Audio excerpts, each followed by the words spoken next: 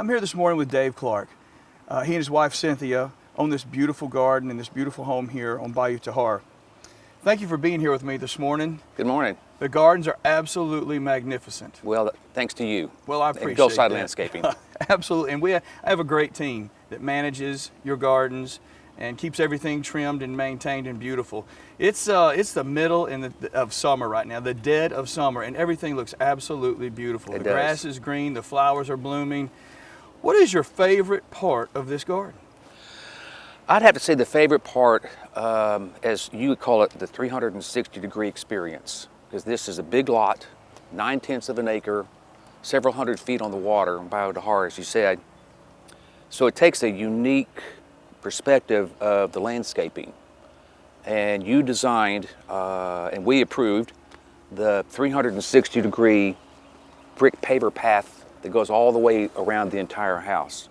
So instead of just having landscaping in the front and pine straw in the back, we have landscaping 360 degrees around the house, and that by far is my favorite part. Fantastic. I remember the conversation we had, and you making a couple of comments. Do we really need plants back here, James? We're not going to come back here. And I said, I think you will once I get this design, this 360-degree experiential garden.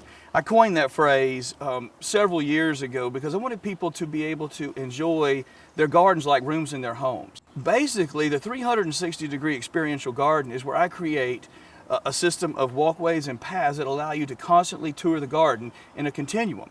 So when you walk down the grand staircase, and if you take a left, you go back up a pathway of stone treads and pavers, and it takes you to basically another room of the garden.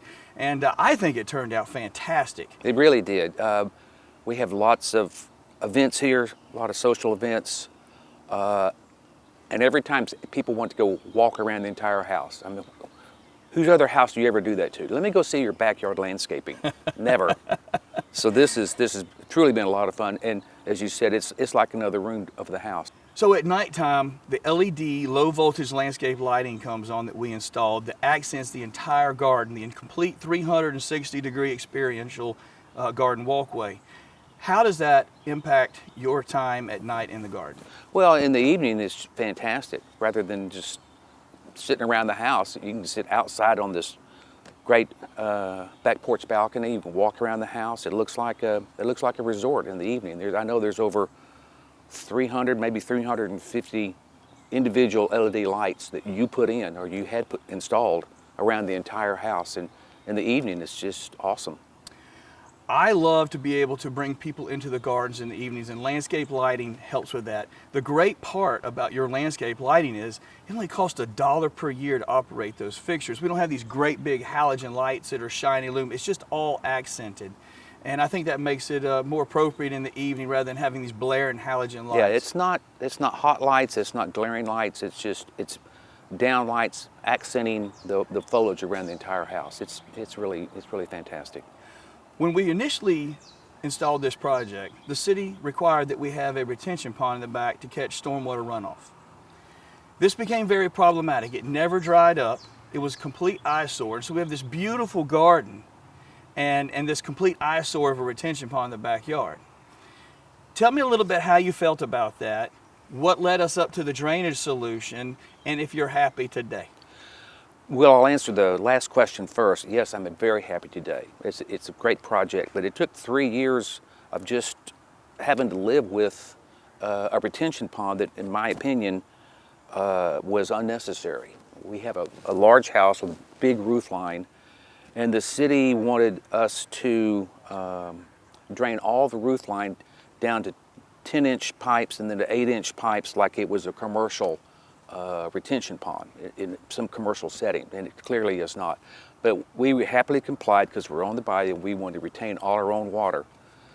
But the retention pond that they made us ultimately dig out, which you dug out, never did drain. I'm right at water level, so it was wet and muddy and bred mosquitoes and all kinds of trash, and it was terrible eyesore for a couple of years until your team came up with a plan to replace it, which we just did this past spring, just a few months ago.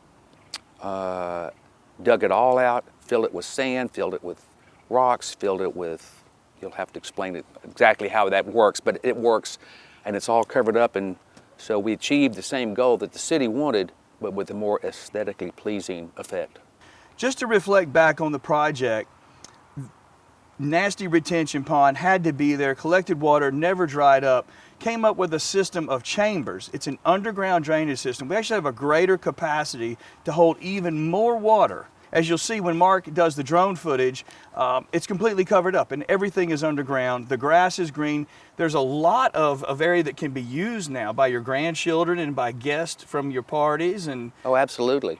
We have a big backyard area between the house, the grand staircase as we call it, and the water, and it was just a big mud pit for several years, and now it's just a beautiful garden. We're really appreciative.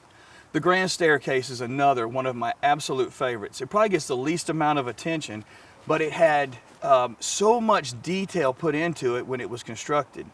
We went to Alabama, we picked out stone treads. We picked out the stones so that we could have stone treads made. Every tread on this property and on your house has a stone piece that was manufactured for that exact position. How happy are you that we went with the stone treads rather than just doing a standard brick tread?